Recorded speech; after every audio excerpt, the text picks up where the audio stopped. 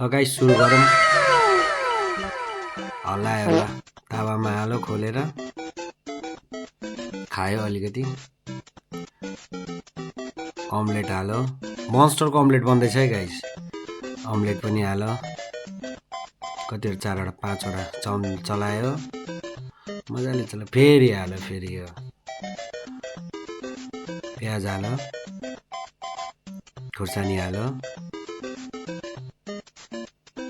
नुन हाल्यो चलायो चकलेट हालिरहेछ यार। जे हुन्छ यार इन्डियामै हुन्छ यार। म त छक्क परिसकेँ यिनीहरूको यो फुड यो कसले बनाएको यो स्ट्रिट फुड।